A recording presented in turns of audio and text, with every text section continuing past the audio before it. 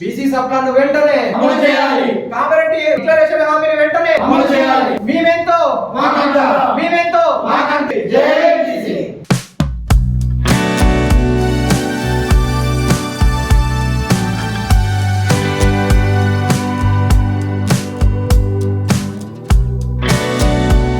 కాంగ్రెస్ ప్రభుత్వం ఏదైతే మొన్న 20వ తారీఖు నాడు ప్రవేశపెట్టిన బడ్జెట్ ఉందో ఆ బడ్జెట్లో బీసీలకు వ్యతిరేకంగా అంటే బీసీలకు వాళ్ళు ఇచ్చినటువంటి కామారెడ్డి డిక్లరేషన్ హామీ ఏదైతే ఉందో సంవత్సరానికి 20,000 కోట్ల బడ్జెట్ను బీసీల కోసం కేటాయింపులు చేస్తామని చెప్పి దాంతోపాటు బీసీ సప్లాన్ అమలు చేస్తామని చెప్పి ఏదైతే వాళ్ళు పెట్టిరో వాళ్ళు పెట్టినటువంటి వాళ్ళు మేనిఫెస్టోలో ఉంది, వాళ్ళ కామారెడ్డి డిక్లరేషన్లో కూడా అనౌన్స్ చేసిరు. అట్లాంటి దాన్ని వాళ్ళు అమలు చేయకపోగా అంటే ముచ్చటగా మూడోసారి పెట్టినటువంటి బడ్జెట్లో కూడా వాళ్ళు ఏదైతే హామీలను ఇచ్చిరో ఏదైతే మేనిఫెస్టోలో మెన్షన్ చేసిరో దాన్ని ఇప్పటి వరకు కూడా అంటే మూడోసారి బడ్జెట్ ప్రవేశపెడుతున్నప్పటికీ కూడా ఈ రోజు వరకు కూడా వాళ్ళు నెరవేర్చలేకపోతున్నారు. దానికి నిరసనగా ఈ రోజు రాష్ట్ర వ్యాప్తంగా మొత్తం నిరసనలు జరుగుతున్నాయి తెలంగాణ రాజ్యాధికార పార్టీ ఆదేశాలతో. అయితే ఈ రోజు మన జిల్లాలో రాజన్న సిరిసిల్ల జిల్లాలో అంబేద్కర్ చౌరస్తా దగ్గర అంబేద్కర్ గారికి వినతి పత్రం ఇద్దాం అనుకున్నాం. అయితే ఏమైందంటే అక్కడ అందరూ ఎస్కాట్ అక్కడ ఉండి ఒకవేళ మమ్మల్ని పోలీస్ స్టేషన్లో అరెస్టులు ఏమన్నా చేస్తే ప్రజలకు మా వాయిస్ వినిపించలేమేమో అన్న భయంతో ముందే ప్రెస్ మీట్ అనౌన్స్ చేసి ప్రెస్ క్లబ్ లో ప్రెస్ మీట్ ఏర్పాటు చేయడం జరిగింది. లేకపోతే యాక్చువల్గా ఇది ఇక్కడ ఉన్నది దీని వినతి పత్రం అంబేద్కర్ గారికి రాసింది అంబేద్కర్ గారికి వినతి పత్రం ఇచ్చిన తర్వాత ఇక్కడికి వద్దాం అనుకున్నాం. కానీ అక్కడ ఉన్నటువంటి పోలీసులు ఎస్కాట్ ఏదైతే ఉందో మా గొంతును అణచివేసేయమన్న భయంతో ముందే ప్రెస్ క్లబ్ వచ్చి ప్రెస్ మీట్ ఏర్పాటు చేయడం జరుగుతుంది. అయితే కామారెడ్డి డిక్లరేషన్ లో వాళ్ళు మెన్షన్ చేసింది ఏంటి అని అంటే 20,000 కోట్ల బడ్జెట్ ప్రతి సంవత్సరం వారికి కేటాయింపులు చేస్తామని చెప్పి దాంతోపాటు బీసీ సప్లాన్ను అమలు చేస్తామని చెప్పి పెట్టారు. కానీ ఈ రోజు వరకు దాదాపు 3 సంవత్సరాలు అవుతున్న సందర్భంలో కూడా ఇప్పటికీ కామారెడ్డి డిక్లరేషన్ అమలు చేయట్లేదు. 20,000 కోట్ల బడ్జెట్ ను కూడా కేటాయింపులు చేయడం లేదు.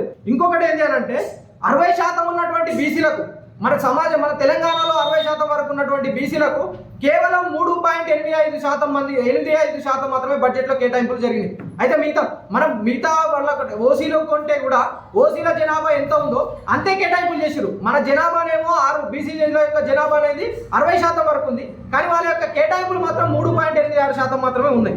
సరే పోనీ మాకైతే బీసీలలో కేటాయింపులు చేయలేరు, బీసీలకు ఎట్లా కేటాయింపులు చేయలేరు, పోనీ హెల్త్ ఎడ్యుకేషన్కు సంబంధించి ఏమైనా చేసిరేమో అని చూసినాం. హెల్త్ ఎడ్యుకేషన్కి సంబంధించి ఏమైనా చేసిరేమో మా బీసీలకు చేయకపోయినా సరే మా బిడ్డల చదువుకు మా బిడ్డల యొక్క ఆరోగ్యానికి ఏదైనా హెల్ప్ చేస్తురేమో అంటే బడ్జెట్లో ఏదైనా కేటాయింపులు చేస్తారేమో అని చెప్పి చూస్తే హెల్త్కు వాళ్ళు చేసింది ఎంత అంటే 4% మాత్రమే కేవలం, ఎడ్యుకేషన్కు వాళ్ళు చేసింది ఎంత అంటే 8%. WHO నిబంధనల ప్రకారం జిఎస్డిపిలో 4% చేయాలి, కానీ వీళ్ళు బడ్జెట్లో 4% చేశారు. WHO నిబంధనల ప్రకారం జిఎస్డిపి అంటే స్టేట్ యొక్క జీడిపి ప్రకారంగా 4% బడ్జెట్లోని 4% జీడిపిలో 4% హెల్త్కు కేటాయించాలి. కానీ వాళ్ళు కేటాయించింది ఎంత అని అంటే బడ్జెట్లో 4% మాత్రమే కేటాయించడం జరిగింది. ఇంకొకటి ఈ బడ్జెట్ 3,24,24,234 కోట్లు ఏదైతే ఉందో దీనిలో క్యాపిటల్ బడ్జెట్ అంటే మనకు సంపద సృష్టించేది లేకపోతే నిర్మాణాలు వాటికి సంబంధించినది ఎంత అని అంటే 47,267 కోట్లు. ఈ 47,267 కోట్లు ఎవరి చేతిలో ఉన్నాయనంటే ఈ 47 అంటే వీళ్ళకి ఎవరైతే కమిషన్లు కొడతారో ఎవరైతే కాంట్రాక్ట్లు కమిషన్లు నిర్మాణాలు ఉంటాయో వాటికి సంబంధించింది 47,000 కోట్లు అన్నట్టు ఆ క్యాపిటల్ బడ్జెట్. ఆ క్యాపిటల్ బడ్జెట్ 47,000 కోట్లు ఉంటే దానిలో మొత్తం ఓసీ మంత్రుల చేతుల్లో అంటే ఓసీ మంత్రులు 7 ఉన్నారు. ఆ 7 చేతుల్లో 62% బడ్జెట్ ఉంది. 62% అంటే 29,300 చిల్లర ఉంది. అంటే దాదాపు 30,000 కోట్లు ఏదైతే సంపదను సృష్టిస్తుందో ఏదైతే కాంట్రాక్ట్లు అవి చేసుకోవచ్చో ఎక్కడైతే కమిషన్లు తవ్వచ్చో అక్కడ వాళ్ళ బడ్జెట్ మొత్తం ఓసీలకే కేటాయించుకోవడం జరిగింది. ఇక్కడ మా బీసీలకు ఎంత ఇచ్చారంటే 4 బీసీ మంత్రులు ఉన్నప్పటికీ 3 బీసీ మంత్రులు ఉన్నప్పటికీ మాకు ఇచ్చింది ఎంత అంటే 2,940 కోట్లు. ఓసీ మంత్రులు 7 ఉన్న దగ్గర అంటే ఎక్కడైతే కమిషన్లు వస్తాయో వాళ్ళకే కేటాయించుకుంటారు. బీసీ మంత్రులకు ఎంత 2,940 కోట్లు మాత్రమే కేటాయించడం జరిగింది. సరే ఇది అయిపోయింది.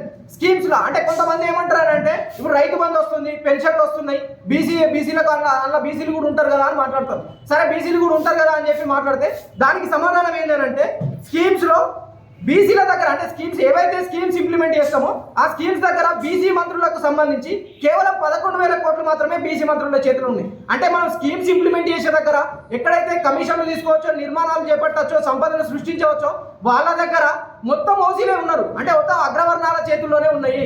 బీసీలకు సంబంధించిన స్కీమ్స్ రైతు బంధు కావచ్చు, సంక్షేమ పథకాలు కావచ్చు, ఏవైనా కూడా అంటే పెన్షన్లతో సంబంధించి పెన్షన్ ఇంక్లూడ్ చేసుకుంటే వాటికి సంబంధించి కూడా కేవలం బీసీల చేతుల్లో 11,000 కోట్లు మాత్రమే ఉన్నాయి. ఓసీల చేతులు ఎంత ఉన్నాయంటే 94,000 చిల్లర కోట్లు, అంటే 95,000 కోట్లు ఉన్నాయి. అంటే ఇక్కడ కూడా బీసీలకు అన్యాయం జరుగుతుంది. మా బీసీ బిడ్డలకు అన్యాయం చేస్తారు, మా బీసీల యొక్క బడ్జెట్లో కేటాయింపులలో అన్యాయం. సరే పోనీ హెల్త్ ఎడ్యుకేషన్కు మా బిడ్డలు చదువుకోవడానికి, మా బిడ్డల యొక్క ఆరోగ్యానికి ఏమైనా కేటాయించిరేమో అని చూస్తే దానిలో కూడా అన్యాయం చేస్తారు. మళ్ళీ క్యాపిటల్ బడ్జెట్ అంటే సంపద సృష్టించే దగ్గర, కమిషన్లు తీసుకునే దగ్గర మళ్ళీ వాళ్ళే ఉంటారు, స్కీమ్స్ సంక్షేమ పథకాల దగ్గర వాళ్ళే ఉంటారు. సరే పోనీ ఇదంతా అయిపోయింది.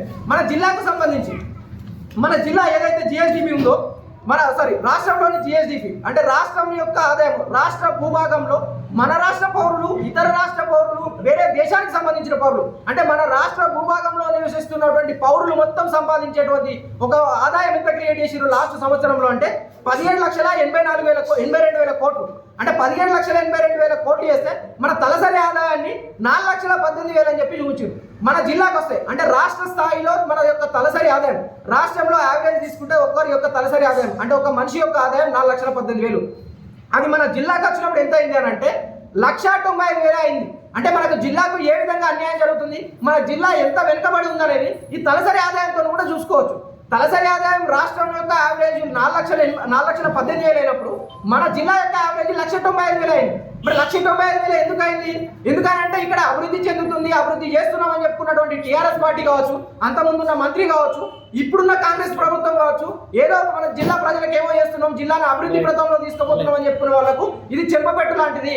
ఎందుకు అనంటే 1,95,000 తలసరి ఆదాయం ఎట్లుంటుంది, మన రాష్ట్ర యావరేజ్ 4,85,000 ఉన్నప్పుడు. ఇంకొకటి తలసరి ఆదాయంలో మన జిల్లా యొక్క ర్యాంక్ ఎంత అనంటే మన జిల్లా ర్యాంకు 28. 33 జిల్లాలు ఉంటే తలసరి ఆదాయంలో మన జిల్లా ర్యాంకు 28. అంటే మనం ఎంత వెనుకబడి ఉన్నామో అర్థం చేసుకోవాలి. ఎందుకు అనంటే చెప్పుమంటే అంతకుముందున్న మంత్రి కావచ్చు, అభివృద్ధి చేసినాం, సిరిసిల్లను జిల్లా చేసినామని చెప్తున్నారు తప్ప ఇక్కడ మాత్రం మనకి చేసింది ఏం లేదు. ఇంకొకటి జీడిపి అంటే మన జిల్లా భూభాగంలో ఫ్యాక్టరీలు కావచ్చు, వ్యవసాయం కావచ్చు, బ్యాంకులు కావచ్చు, అన్ని రకాల పనులు చేసి మన జిల్లాలో ఆదాయం ఎంత సంపాదించారు అంటే అందరు ప్రజలు ఇక్కడ భూభాగంలో, మన జిల్లా భూభాగంలో నివసించే అందరు ప్రజలు కలిపి ఇక్కడ జిల్లా భూభాగంలో వాళ్ళు ఎంత ఆదాయాన్ని సృష్టించారు అని అంటే ఆదాయం 12,778 కోట్లు. అంటే సంవత్సరంలో 17,82,000 కోట్లు రాష్ట్ర ఆదాయం ఉంటే మన జిల్లా ఆదాయం అంటే మన జిల్లాలో నివసించే వాళ్ళందరూ సృష్టించింది ఎంత అంటే 12,778 కోట్లు. దీని యొక్క ర్యాంకు జీడిపిలో మన ర్యాంకు 31. జీడిపిలో అంటే మన భూభాగంలో ఆదాయం అనేది సృష్టి జరగట్లేదు అనేది దీనికి ఒక నిదర్శనం. సరే ఇవన్నీ ఫిగర్స్ ఎక్కడి నుంచి వచ్చినాయి అని అంటే తెలంగాణ సామాజిక ఆర్థిక సర్వే 2026 ప్రకారంగా మాత్రమే చెప్తున్నాం. మేమేదో మా సొంత మాటలు చెప్పట్లేదు, లేకపోతే ఇంకా సొంత కవిత్వాలు కాదు. దీనికి సంబంధించి ఈనాడు పేపర్ ఉంది, ఈ పేపర్ క్లిప్పింగ్ లో ఉన్నది, పేపర్ క్లిప్పింగ్ లో కూడా క్లియర్ గా మెన్షన్ చేసిర్రు. తర్వాత సాక్షి కూడా పేపర్ క్లిప్పింగ్ లో మెన్షన్ చేసిర్రు. తెలంగాణ ఆర్థిక సామాజిక సర్వే 2026 ప్రకారంగానే చెప్తున్నాం. మన జిల్లా రాజకీయ జీడిపి ప్రకారంగా వెనుకబడి ఉన్నది 31వ ర్యాంకుతోని, తలసరి ఆదాయంలో కూడా 28వ ర్యాంకుతో వెనుకబడి ఉన్నది. మన జిల్లా ఏ విధంగా ముందున్నట్టు ఇప్పుడున్న జిల్లా మంత్రి గారు దీనికి సమాధానం చెప్పాలి, జిల్లా విప్ గారు ఎవరైతే ఉన్నారో వాళ్ళు సమాధానం చెప్పాలి, ఒకప్పుడు పనిచేసినటువంటి జిల్లా మంత్రి గారు ఎవరైతే ఉన్నారో వాళ్ళు కూడా సమాధానం చెప్పాలి, జిల్లాను ఎంతవరకు అభివృద్ధి చేస్తారో చూపించాలి. ఇంకొకటి ఏం చేయాలంటే జిల్లా మన బడ్జెట్ ప్రసంగం 2 గంటలు చేసిరు ఎవరు బట్టి విక్రమార్క గారు. 2 గంటల బడ్జెట్ ప్రసంగంలో మన వెనుకబడిన తరగతుల గురించి ఆయన మాట్లాడిన యొక్క సమయం ఎంత అంటే కేవలం 33 సెకండ్లు. 33 సెకండ్లు మాత్రమే వెనుకబడిన కులాల తరగతుల గురించి మాట్లాడారు. దానికి సంబంధించి కూడా ప్లే చేస్తా. ఇంకొకటి ఏంటి అంటే ఒక్క నిమిషం సెకండ్లు మాత్రమే బట్టి గారు కేవలం వెనుకబడిన తరగతుల గురించి మాట్లాడారు. అంటే 2 గంటల ప్రసంగంలో బీసీల గురించి మాట్లాడింది 33 సెకండ్లు. ఇది కాంగ్రెస్ పార్టీ ప్రభుత్వానికి ఉన్నటువంటి చిత్తశుద్ధి. బీసీల పట్ల బీసీ వ్యతిరేక కార్యకలాపాలు ఏవైతే చేస్తున్నారో ప్రజలు రాబోయే కాలంలో అన్ని రకాలుగా మీకు బుద్ధి చెప్తారు. బుద్ధి చెప్పే సమయం కూడా ఆసన్నమైంది. ప్రజలను చైతన్యపరుస్తాం, ప్రజలను ముందుకు తీసుకుపోతాం. ఇంకొకటి ఏంటి అంటే ఈ పక్కన చేనేత రంగానికి సంబంధించి బడ్జెట్ ప్రసంగంలో బట్టి విక్రమార్క గారు బడ్జెట్ ప్రసంగం చేసినప్పుడు మాట్లాడారు. దాంట్లో అన్ని సిటీల యొక్క పేర్లు తీసుకున్నారు, అంటే అన్ని పట్టణాల పేర్లు తీసుకున్నారు. కానీ మన ఎంతో మంది ఒలింపిక్స్ లో కూడా బంగారు చీరలు చేసిర్రు మన వాళ్ళు. సిరిసిల్లలో చేనేత రంగానికి పెద్ద ప్రతినిధి, అంటే మన దేశంలోనే పేరు ఉన్నటువంటి సిరిసిల్ల యొక్క పేరు తీసుకోలే ఆయన. సిరిసిల్ల పేరు ఎందుకు తీసుకోలేడు ఆయన అంటే ఇది వాళ్ళకు ఉన్నటువంటి జిల్లా ప్రేమ. ఇప్పుడున్న జిల్లా విప్ గారు దీనికి సమాధానం చెప్పాలి. మన జిల్లా యొక్క పేరు ఎందుకు తీసుకోలేరు? సిరిసిల్లలో చేనేత రంగం ఇంత అభివృద్ధి చెందుతున్నప్పటికీ, బతుకమ్మ చీరలు చేస్తున్నప్పటికీ, బంగారు చీరలు చేస్తున్నారు, అగ్గిపెట్టెల పట్టే చీరలు చేస్తున్నారు, ఒలింపిక్స్ లో కూడా మన చీరల్ని ప్రదర్శించారు. ఇన్ని రకాలుగా పేరున్నటువంటి పేరును వాళ్ళు ఎట్లా ఎందుకు మన సిరిసిల్ల యొక్క పేరు తీసుకోలేరు? చేనేత రంగానికి సంబంధించినప్పుడు మాట్లాడినప్పుడు బడ్జెట్ ప్రసంగంలో మన బీసీలకు సంబంధించింది ఒకటి ఏమన్నానంటే జోటా ఒకటి పెడుతున్నాం ఇక్కడ కలెక్టర్ సర్కిల్ దగ్గర అని చెప్తారు. ఒకవేళ కలెక్టర్ సర్కిల్ దగ్గర మీకు అంత ప్రేమ ఉండి పెడితే బడ్జెట్ ప్రసంగంలో చేనేత రంగానికి సంబంధించి మాట్లాడాల్సి వచ్చినప్పుడు మాట్లాడినప్పుడు మన సిరిసిల్ల పేరుని ఎందుకు తీసుకోలేరు వాళ్ళు? సిరిసిల్ల ఇంత ప్రసిద్ధిగాంచింది, ఇంత చేసినప్పటికీ చేనేత రంగానికి సంబంధించి వచ్చినప్పుడు మన దాన్ని ఎందుకు తీసుకోలేరు? ఇప్పుడు రాబోయే కాలంలో బీసీలను చైతన్యపరుస్తాం, బీసీలను ఎడ్యుకేట్ చేస్తాం, బీసీలకు జరుగుతున్న అన్యాయాన్ని అన్ని రకాల మీడియాలతో వాళ్ళ దగ్గరికి తీసుకెళ్తాం, ప్రజల్ని చైతన్యపరిచి ప్రజల్ని ఉద్యమ బాటకు తీసుకొచ్చి మీ రాబోయే ఎలక్షన్లు ఏవైతే ఉన్నాయో దానికి బుద్ధి చెప్పేటట్టు ప్రోగ్రాంలు చేయడం జరుగుతుంది. ధన్యవాదాలు.